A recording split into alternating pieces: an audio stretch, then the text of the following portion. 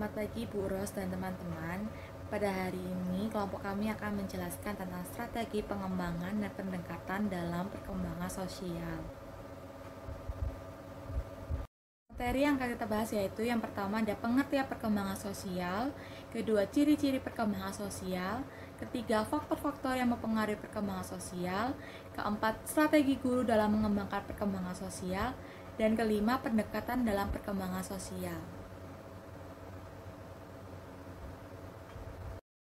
Selanjutnya ada pengertian perkembangan sosial. Perkembangan sosial ini merupakan suatu pencapaian kematangan dalam hubungan sosial. Perkembangan sosial anak sangat dipengaruhi oleh proses perlakuan atau bimbingan yang diberikan orang tua terhadap anak dalam berbagai aspek kehidupan sosialnya atau norma-norma kehidupan bermasyarakat serta mendorong dan memberikan contoh kepada anak bagaimana menerapkan norma-norma ini dalam kehidupan sehari-hari. Dan dalam perkembangan sosial ini juga terdapat beberapa ahli yang memberikan pengertiannya tentang perkembangan sosial. Yang pertama ada Susanto. Ia mengartikan bahwa perkembangan sosial ini dapat juga diartikan sebagai proses belajar untuk menyesuaikan diri terhadap norma-norma kelompok, moral dan tradisi, meleburkan diri menjadi satu kesatuan dan saling berkomunikasi dan bekerja sama. Kedua ada Harlock. Ia juga memberikan pendapatnya bahwa perkembangan sosial adalah perolehan perilaku yang sesuai dengan tuntutan sosial. Menjadi orang yang mampu bermasyarakat memerlukan 3 proses. Masing-masing proses terpisah dan sangat berbeda satu sama lainnya, tapi saling memiliki terkaitan, sehingga kegagalan dalam satu proses akan menurunkan kadar sosialisasi individu. Ketiga ada Masito, yaitu perkembangan sosial adalah perkembangan perilaku yang anak dalam menyesuaikan diri dengan aturan-aturan masyarakat di mana anak itu berada. Perkembangan sosial diperoleh untuk melalui kematangan dan kesempatan belajar dari berbagai respon terhadap dirinya. Dan yang terakhir ada Mubin. Ia juga mengatakan bahwa perkembangan sosial ini merupakan proses pembentukan social self atau pribadi dalam masyarakat, yakni dalam keluarga, budaya, bangsa, dan seterusnya. Maka dari itu, dari pengertian tentang perkembangan sosial dari beberapa ahli yang tadi disebutkan, bahwa perkembangan sosial anak sangat tergantung pada individu pada anak, peran orang tua, orang dewasa, lingkungan masyarakat, dan termasuk lingkungan sekolah. Ada yang dimaksud dengan perkembangan sosial adalah bagaimana anak usia dini ini berinteraksi dengan teman sebayanya, orang dewasa seperti orang tua, pendidik, dan lingkungan masyarakat luas agar dapat menyesuaikan diri dengan baik. Nah, berikutnya ada ciri-ciri perkembangan sosial.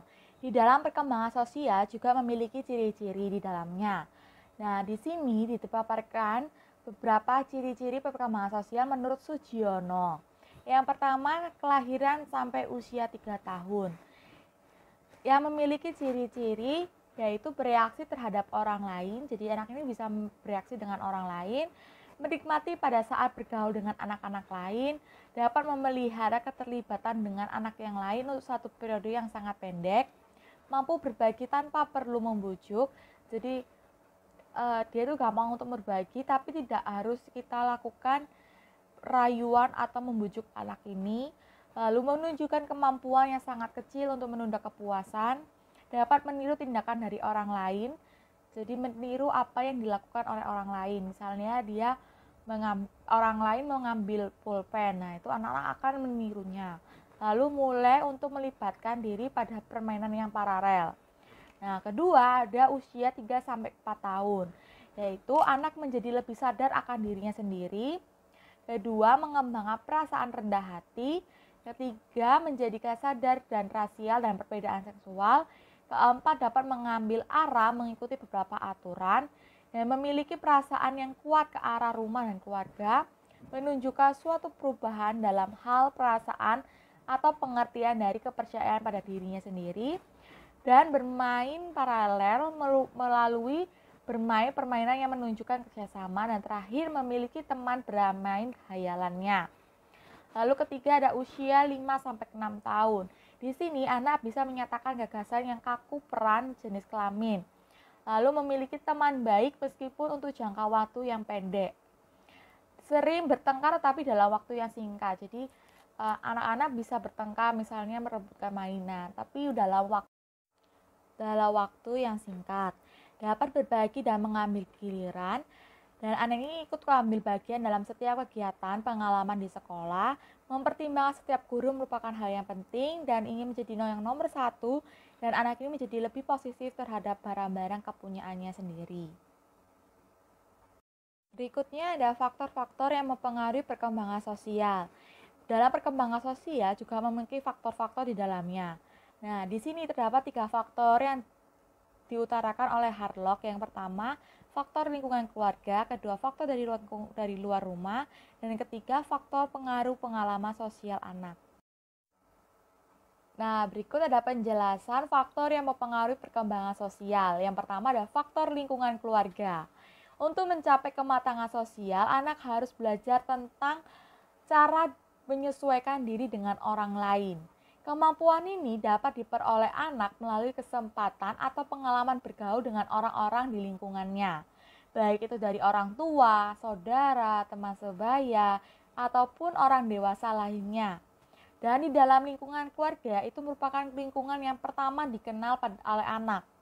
Perkembangan anak sangat dipengaruhi oleh proses perlakuan atau bimbingan orang tua terhadap anak dalam berbagai aspek kehidupan sosialnya atau norma-norma kehidupan bermasyarakat, serta mendorong dan memberikan contoh kepada anak bagaimana menerapkan norma-norma tersebut dalam kehidupan sehari-hari mereka. Lalu menurut Ayuningsih ini, perkembangan sosial di lingkungan keluarga juga dipengaruhi oleh beberapa faktor, yaitu yang pertama status di keluarga, sosialisasi. Seorang anak akan dipengaruhi oleh statusnya. Siapa dia di dalam keluarga tersebut? Apakah dia seorang kakak, adik, anak, atau lainnya? Dalam hal ini akan mempengaruhi proses sosialisasinya. Sepertinya bagaimana ia harus berperan ketika menjadi anak, ketika menjadi adik, dan maupun ketika ia menjadi kakak. Kedua, ada keutuhan keluarga. Yaitu jika sebuah keluarga yang memiliki keutuhan yang bagus, jarang terdengar konflik di dalamnya, harmonis, maka sosialisasi anak dapat berjalan dengan baik, dengan lancar, karena tidak ada faktor yang mengganggu proses berjalannya sosialisasi anak tersebut. Lalu ketiga ada sikap dan kebiasaan orang tua. Sikap dan kebiasaan orang tua akan menurun kepada anaknya. Jika orang tua mempunyai sikap yang ramah, memiliki hubungan yang baik dengan orang-orang sekitar, memberikan dampak-dampak yang positif, maka dapat dipastikan sosialisasi anak juga akan bagus. Begitu juga dengan sebaliknya. Yang kedua ada faktor dari lingkungan rumah, yaitu wadah bagi anak untuk bersosialisasi. Di luar rumah, anak akan bertemu dengan orang yang lebih banyak, seperti teman sebaya, orang yang lebih dewasa, orang yang lebih kecil darinya, sehingga sosialisasinya akan berjalan sesuai dengan perannya di lingkungan tersebut.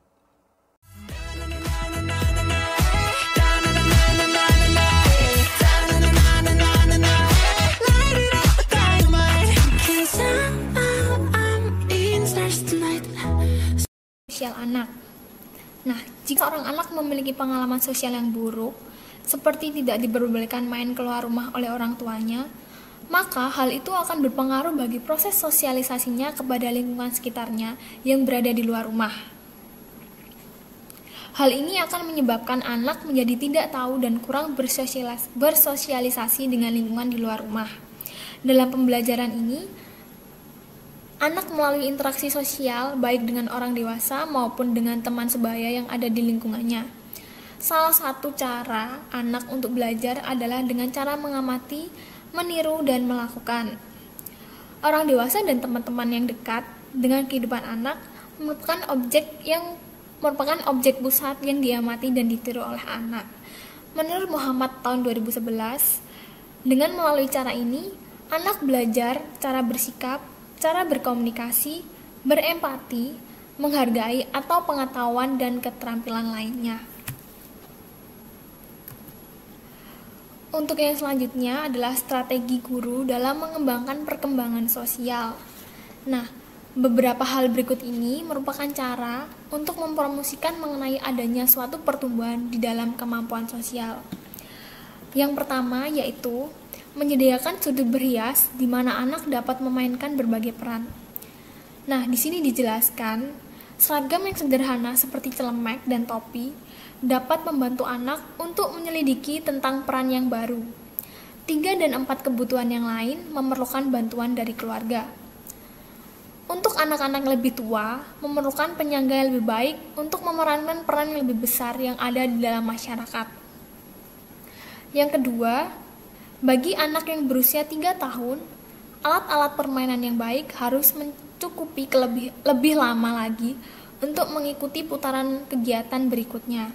Nah, di sini ketika anak-anak beranjak dewasa, para guru boleh membantu anak-anak memilih salah satu pendekatan ketika mereka sedang melakukan giliran dan berbagai mainan dan peralatan seperti misalnya penggunaan sistem menunggu, menggunakan suatu pengatur waktu dan seterusnya.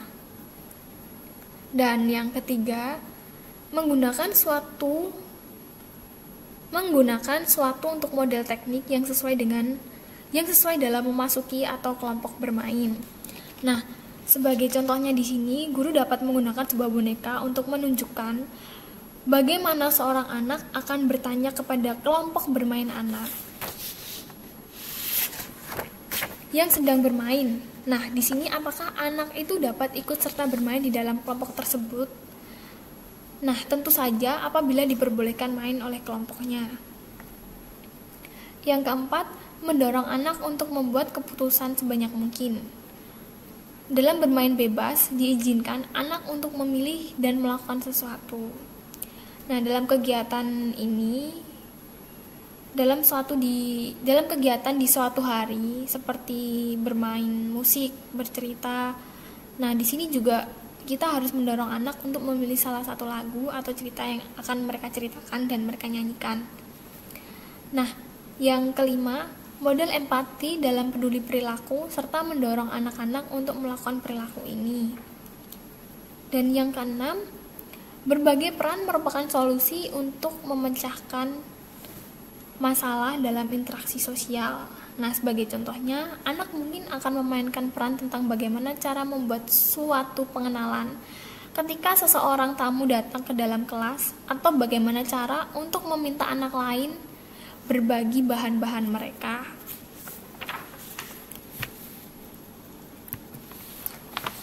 Untuk yang selanjutnya adalah pendekatan dalam perkembangan sosial. Untuk yang pertama adalah pendekatan DAP. Nah, pendekatan DAP ini ditekankan bahwa pengembangan program pembelajaran anak TK atau usia dini harus berbasis pada perkembangan dan kebutuhan anak, serta disesuaikan dengan karakteristik dan kepentingan anak. Menurut Breadcamp dan Rosengren, DAP ini mencerminkan suatu pembelajaran yang interaktif dan berpandangan konstruktivisme. Nah, di dalam pendekatan DAP ini diupayakan agar anak lebih memotivasi dan mengarahkan diri secara intrinsik, pembelajaran yang lebih efektif yang dapat membangkitkan rasa keingintahuan anak melalui kegiatan eksplorasi, eksperimen, dan dalam pengalaman nyata. Nah, dalam pendekatan DAP ini ada 3 dimensi yang harus dipahami, yaitu yang pertama, patut menurut umur. Nah, patut menurut umur ini merupakan tahapan perkembangan anak secara kronologis. Dalam pemahaman tentang hal ini dapat menjadi bekal bagi pendidik untuk mengetahui aktivitas, materi, dan interaksi sosial apa yang sesuai untuk anak. Menarik, aman, mendidik, dan menantang bagi anak juga. Hal ini merupakan hal yang sangat penting bagi pendidik karena sebagai acuan karena dapat sebagai acuan dalam merancang dan menerapkan kurikulum serta menyiapkan lingkungan belajar yang patut dan menyenangkan. Yang kedua adalah lingkungan sosial dan budaya. Nah, pemahaman pendidik terhadap latar belakang sosial budaya anak dapat dijadikan sebagai acuan pendidik dalam mempersiapkan suatu materi pembelajaran yang relevan dan bermakna bagi anak. Di samping itu juga, pendidik juga dapat mempersiapkan anak dari sekarang untuk menjadi individu yang dapat beradaptasi dengan lingkungan sosial budayanya. Dan yang ketiga adalah anak sebagai individu yang unik. Di sini, pendidik juga harus memahami bahwa setiap anak merupakan pribadi yang unik, di mana ia membawa bakat, minat, kelebihan, dan kekurangannya, serta pengalaman masing-masing anak dalam berinteraksinya. Nah, selain ada 3 dimensi, di pendekatan DAP ini juga ada rambu-rambu tambahan, yaitu yang pertama mengembangkan pengembangan masyarakat pembelajar yang peduli. Yang kedua, pembelajaran yang memperkaya perkembangan dan kasanah belajar anak. Yang ketiga, pengembangan kurikulum yang memadai bagi perkembangan anak dengan memperhatikan kaidah-kaidahnya. Yang keempat, asesmen perkembangan dan belajar anak. Yang kelima, pengokohan hubungan timbal balik dengan keluarga. Yang kedua adalah pendekatan rutin. Perkembangan sosial emosional pada anak usia dini dapat mengikuti suatu pola tertentu, yaitu suatu perilaku yang teratur, disiplin, dan baku, atau sesuai dengan standar, berdasarkan penciptaan kondisi-kondisi optimal dalam lingkungannya. Artinya, berbagai jenis pola dan perilaku tersebut dapat dikembangkan melalui penjadwalan secara terus-menerus, hingga perilaku yang diharapkan melekat pada anak secara kuat dan menjadi bagian dari perilaku positif yang dimilikinya. Nah, tujuan dari penyediaan program kegiatan rutin ini yaitu untuk menyediakan suatu bentuk kegiatan yang dapat dijadwalkan secara terus-menerus atau periodik untuk membentuk kebiasaan yang diperlukan anak dalam berinteraksi, bersosialisasi, dan bermasyarakat. Nah, selain tujuan, di sini di dalam pendekatan rutin ini juga punya ruang lingkup yang mencakup yang pertama berdoa sebelum dan sesudah melaksanakan kegiatan. Yang kedua, mengucapkan salam bila bertemu dengan orang lain. Yang ketiga, tolong menolong atau bergotong royong sesama teman. Yang ketiga adalah pendekatan spontanitas. Pembelajaran bersifat kontekstual dan dinamis, apalagi jika sasaran belajarnya adalah anak usia dini yang masih rendah konsentrasinya, bersifat spontan, egosentris, labil emosi, dan terbatas keterampilan sosialnya, akan menjadikan pembelajaran mereka menjadi sangat tinggi dinamikanya. Secara umum, tujuan dari pendekatan spontan ini adalah untuk lebih meningkatkan apresiasi anak terhadap nilai-nilai yang terkandung dalam bidang pengembangan sosial emosional. Karena pembelajaran ini disajikan dengan kegiatan yang sangat nyata dan dimiliki oleh anak. Nah, pembelajaran spontan yang baik akan berfungsi efektif dalam memenuhi kepuasan, menjaga minat dan motivasi, serta meningkatkan kebermaknaan belajar.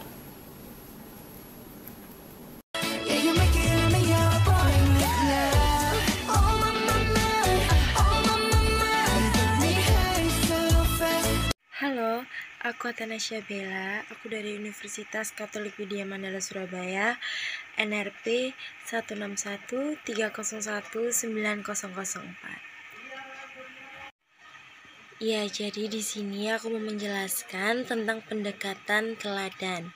Ya, kita baca dulu pengertian dari pendekatan teladan. Pendekatan teladan adalah pendekatan melalui contoh-contoh yang baik dan dapat diterima oleh masyarakat dan sesuai dengan standar dan sistem nilai yang berlaku.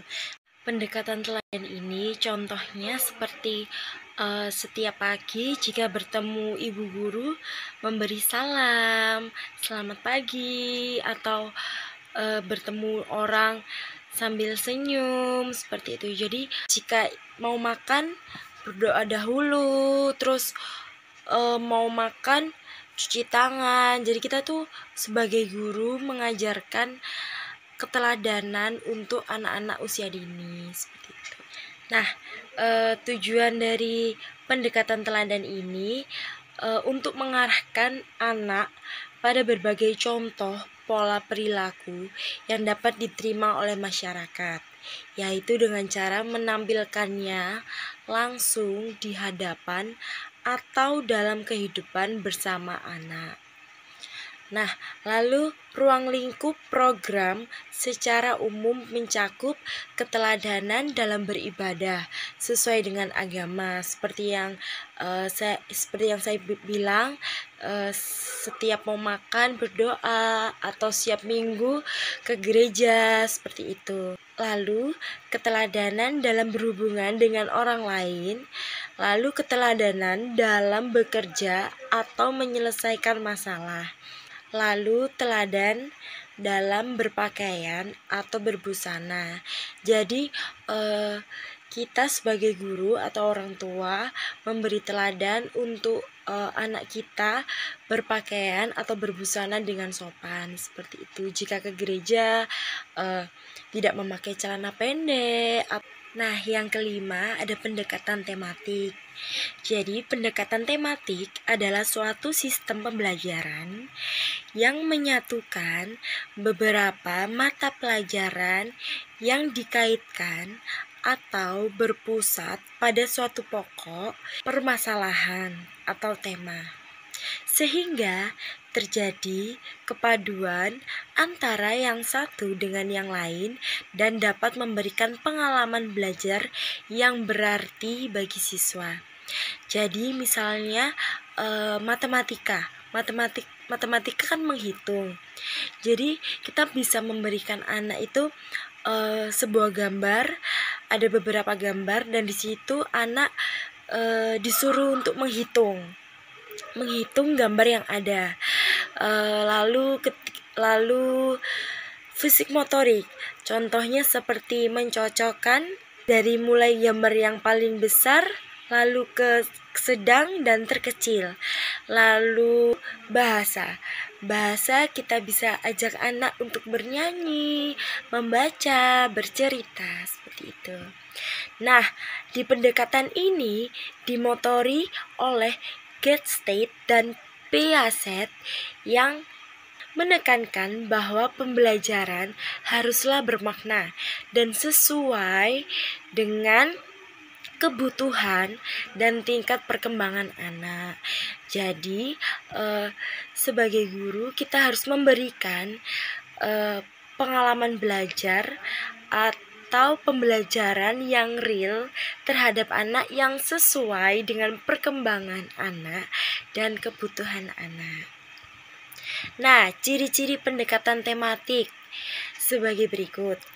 Pertama, berpusat pada siswa. Yang kedua, memberikan pengalaman langsung pada anak. Yang ketiga, adanya suatu tema atau pokok permasalahan.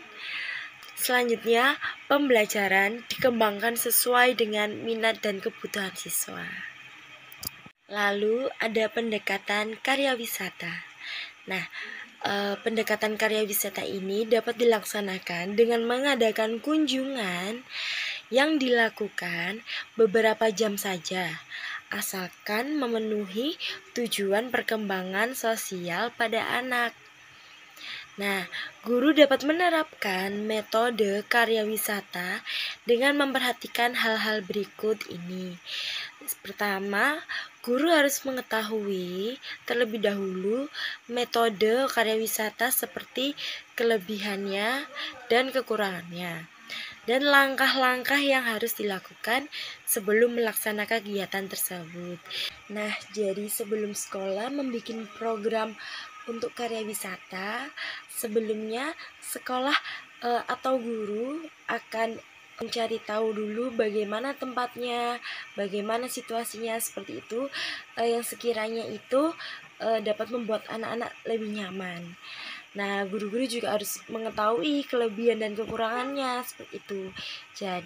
Jadi misalnya sedang mempelajari teh, anak-anak bisa diajak untuk ke kebun teh, dan di sana guru bisa menceritakan apa saja kegunaan teh, apa saja bagaimana cara melakukannya seperti itu, bagaimana cara membuat daun ini seperti teh seperti itu. Nah, kemudian saya akan menjelaskan tentang pendekatan role playing atau bermain peran. Nah, role playing ini merupakan salah satu bentuk permainan pendidikan yang dipakai untuk menjelaskan peran, sikap, tingkah laku, nilai dengan tujuan untuk menghayati perasaan, sudut pandang, dan cara berpikir orang lain. Nah, jadi di pendekatan role playing ini anak diajarkan untuk bermain peran. Contohnya seperti dokter-dokteran. Jadi ada sekelompok anak, ada yang salah satu menjadi suster, ada yang salah satu menjadi dokter, ada yang menjadi pasien seperti itu. Nah, di dalam permainan ini mereka akan diberikan fasilitas atau APE untuk terlihat lebih real. Nah, jadi di sini mereka akan bermain peran. Mereka diberi kebebasan untuk bermain peran ini. Nah, lalu tujuan dan manfaat menurut Sheftel agar memahami apa yang menjadi sebab dari sesuatu serta bagaimana akibatnya, pembentukan konsep secara mandiri, lalu mengenali peranan-peranan daripada seseorang dalam suatu kehidupan, kejadian, atau keadaan, dan lain-lain. Nah, kesimpulannya, jadi perkembangan sosial pada anak ini sangat tergantung pada individu anak, peranan orang tua, peranan dalam bermasyarakat atau masyarakat sekitar, atau taman kanak-kanak. Nah, DAP atau Developmentally Appropriate Practice ini menekankan bahwa pengembangan program pembelajaran anak TK atau anak usia dini ini harus berbasis pada perkembangan atau kebutuhan anak, serta sesuai dengan karakteristik dan kepentingan anak usia dini. Nah, maka dari itu pendidik atau guru harus memahami tentang strategi-strategi pengembangan dan pendekatan dalam perkembangan sosial anak agar dapat memberikan pembelajaran yang efektif dan efisien.